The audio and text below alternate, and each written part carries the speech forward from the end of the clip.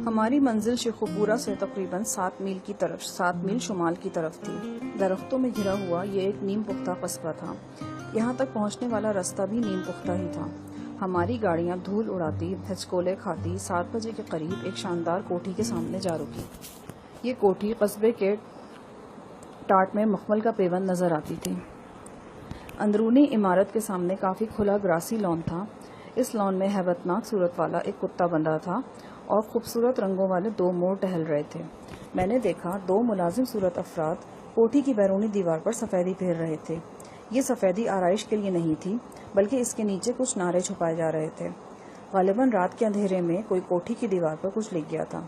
کوٹھی کے گیراج میں صرف ایک سوزوکی وین کھڑی تھی، جسے دیکھ کر انسپکٹر باجوہ نے شبہ ظاہر کیا کہ مطلوبہ شخص گھر میں نہیں ہے۔ گیٹ پر کھڑے چوکیدار نے پولیس کی آمد کو حیرت اور خوف کے ملے جلے تاثر کے ساتھ دیکھا۔ فوراً اندر اطلاع پہنچائی گئی۔ سفید بالوں اور گول مٹول ناک والا ایک ادھیڑ عمر شخص لیپر پہنے برآمد ہوا۔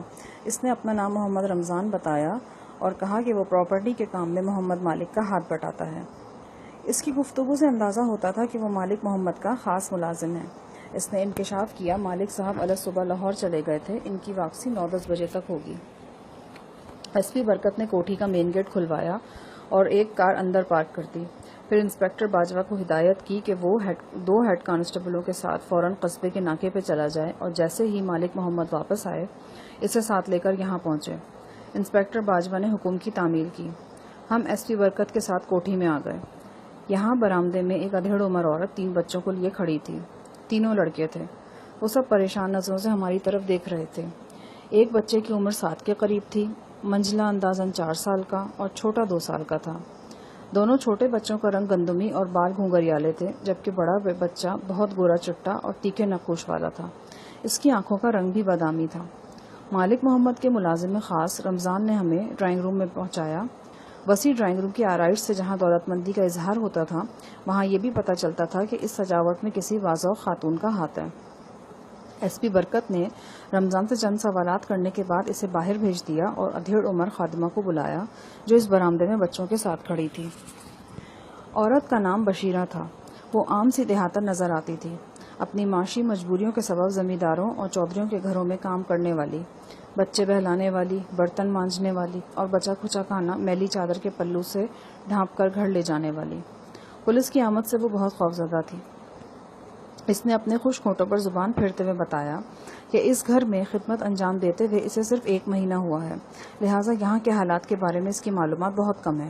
ایس پی نے ڈانٹتے ہوئے کہا، میں بھوتنی طرح جو بکواس کروں تمہاری سمجھ میں نہیں آ رہی؟ جتنا بھی جانتی ہو بتاؤ، جتنا بھی جانتی ہو۔ بشیرہ نامی یہ ملازمہ اور سہم گئی۔ وہ رو دینے کے قریب تھی۔ پولیس سے تو ڈر ہی رہی تھی، لیکن اپنے مالک سے بھی خوفزدہ تھی کہ معلوم نہیں بعد میں وہ اس سے کیا سلوک کرے گا۔ میں اسے تشفی دیے بغیر رہ نہ سکا۔ گھبراؤ نہ ماضی، ہمارے ہوتے ہوئے کوئی تمہارا بال بھی واقع نہیں کر سکتا۔ جو کچھ بھی جانتی ہے کھل کر بتاؤ۔ میرا فقرہ نشانے پہ لگا۔ عورت قدرے پرسکون نظر آنے لگی، لیکن ایس پی صاحب کو میری یہ دخل در معقولات پسند نہ آئی۔ انہوں نے جلتی نظروں سے مجھے گھورا، جیسے باز زبانیں خاموشی فرما رہے ہوں، کاکا بلی تو ہیڈ کانسٹیبل ہے، اپنی اوقات میں رہ، ورنہ میں بھوتنی دا بڑا خر دماغ ہوں۔ عورت نے ایس پی کے سوال کے جواب میں بتایا کہ محمد مالک کی بیوی گھر میں نہیں ہے۔ اسے گئے ہوئے 5-6 ماہ ہو گئے ہیں۔ غالباً وہ روٹ کر گئی ہے۔ اس کی غیر موجودگی میں مالک محمد کو بچے سنبھالنے میں دشواری تھی۔ اس نے بچوں کے لیے 2-3 آیا بدلی ہیں۔ اب پچھلے 1 ماہ سے وہ یہاں کام کر رہی ہے۔ ایس پی برکت نے تینوں بچوں کی طرف دیکھتے ہوئے پوچھا، یہ بچے مالک محمد کے ہیں؟ جی حضور، عورت نے ہکلا کر کہا۔ پھر بات مکمل کرتے بولی، مجھے تو یہی پتا ہے۔ کیا مطلب؟ اس میں شک والی کون سی بات ہے؟ یہ بڑا لڑکا شاید بیوی کے پہلے خاوند سے ہے، لیکن مالک اسے اپنا ہی کہتا ہے۔ میں نے چونک کر بڑے لڑکے کی طرف دیکھا۔ پہلی نگاہ میں ہی مجھے وہ دوسرے دونوں بچوں سے مختلف نظر آیا تھا۔ اب بشیرہ کی بات سے اس خیال کی تصدیق ہو گئی۔ ایس پی نے گورے چٹے لڑکے کو گھور کر دیکھا۔ وہ کچھ اور سہم گیا۔ ادھر آؤ میرے پاس۔ ایس پی برکت نے انگلی سے اشارہ کیا۔ لڑکا لڑکھڑاتا ہوا قریب آ گیا۔ کیا نام ہے تمہارا؟ وہ آنسو بھری نظروں سے بشیرہ کی طرف دیکھنے لگا۔ بشیرہ نے کہا، یہ بول نہیں سکتا جناب، جماندرو گونگا ہے۔ کیا نام ہے اس کا؟ مالک اسے یوسف کہتا ہے۔ یہ شروع سے مالک کے ساتھ ہے؟ نہیں جی، کوئی 4 ماہ ہوئے سے یہاں آئے۔ بیوی کے جانے کے 2 ماہ بعد یہاں آیا تھا۔ میں ملازم ہوئی تو مالک نے مجھ سے کہا تھا یہ میرا بڑا بیٹا ہے، اس کا خیال دوسرے دونوں بچوں کی طرح رکھنا۔ قصبے کے لوگوں کا کیا خیال ہے؟ ایس پی نے پوچھا۔ وہ تو جی کئی طرح کی باتیں بناتے ہیں، ان کا خیال ہے کہ یہ مالک کا نہیں بی بی کا بچہ ہے، اور مالک اپنے سوتیلے بیٹے سے جو محبت کر رہا ہے وہ دکھاوے کی ہے، ورنہ میاں بیوی میں جھگڑے کی وجہ یہی لڑکا ہے۔ مالک کو بی بی کی پہلی شادی کا پتہ نہیں تھا، جب پتہ چلا تو دونوں میں ٹھن گئی اور وہ گھر چھوڑ کر چلی گئی۔ کچھ لوگ تو یہ بھی کہتے ہیں کہ بات مکمل کرو۔ وہ جی کچھ لوگ کہتے ہیں کہ یہ بی بی کی ناجائز اولاد ہے۔ میں حیران ہو رہا تھا کہ مالک محمد جیسے بااثر اور ٹھیکیدار شخص پر لوگ کتنی آسانی سے الزام تراشی کر رہے ہیں۔ ایس پی نے بشیرہ سے پوچھا، کیا بی بی بہت خوبصورت ہے؟ یہ سوال غیر ضروری تھا، ابھی بشیرہ بتا چکی تھی کہ وہ بی بی کے گھر چھوڑنے کے بعد یہاں آئی تھی۔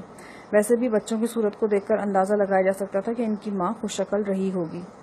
میں نے تو بی بی کو نہیں دیکھا جی، ہاں لوگ کہتے ہیں بی بی بہت خوبصورت ہے، بالکل کشمیرن لگتی ہے۔ یہ ایک بالکل غیر متعلقہ موضوع چھڑ گیا تھا۔ ہم یہاں مالک محمد کو ایک فوجداری کیس میں گرفتار کرنے آئے تھے، اس کے خانگی معاملات میں جھانکنے نہیں۔ بہرحال وقت گزارنے کے لیے یہ مصروفیت ٹھیک تھی۔ 1.5-2 گھنٹے میں محمد مالک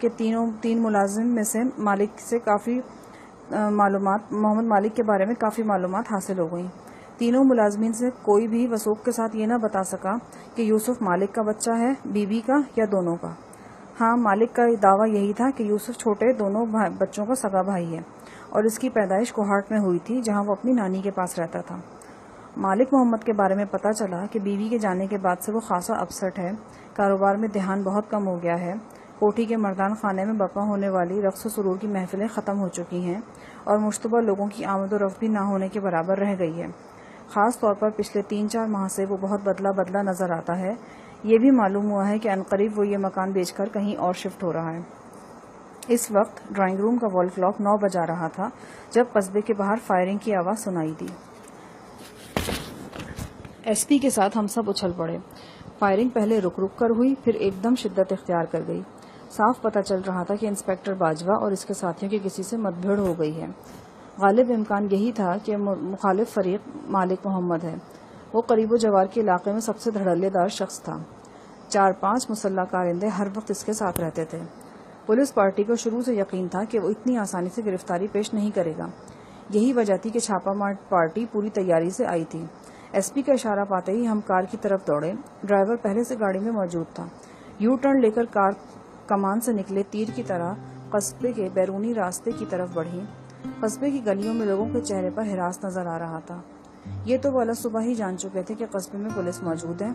اب وہ چور سپاہی والی دوڑ بھی دیکھ رہے تھے۔ جو ہی ہماری گاڑی قصبے سے باہر نکلی، دوسری پولیس کار نظر آ گئی۔